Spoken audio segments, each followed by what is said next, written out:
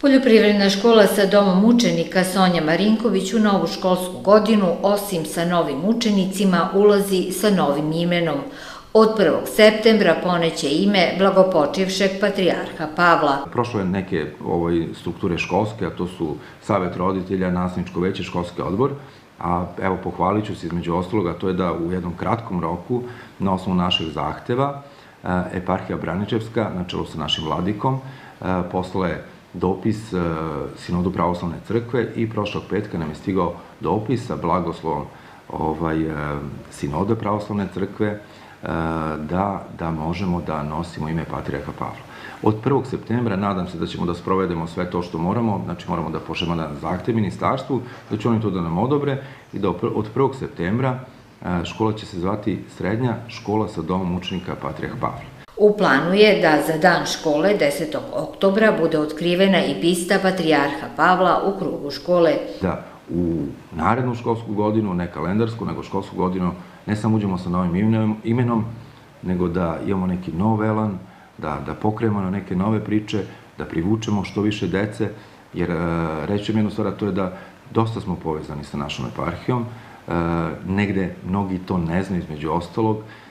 Znate šta, čovek domaćin, čovek vernik, čovek pravoslavac, prinosi neke plodove, između ostalog te plodove mi proizvodimo, a na kraju krajeva prinosimo i tržištu grada Požarevca i između ostalog našoj deci, jer mnogo toga što mi proizvodimo koristi se u ishrani i naše deci, naših radnika, a i građana Požarevca. Koliko je planirano učenika da 1. septembra sedne u klupe u poljoprivrednoj školi? Da, eto, to je od prošle godine, s obzirom da moramo da priznamo da je mali broj dece koji izlazi iz 8. razreda, i reći vam još jednom da je velika ponuda na teritoriji grada Požarevca s obzirom na taj broj škola koje postoje.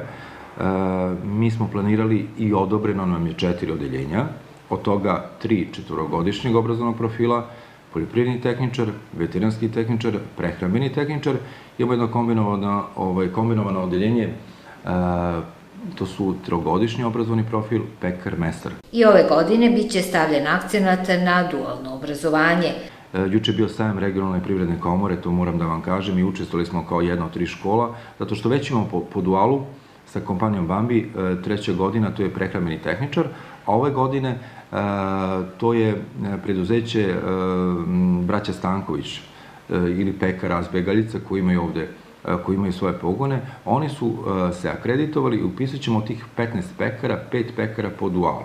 Namera je da svršeni srednjoškolci budu u potpunosti osposobljeni za rad u struci za koju su se obrazovali.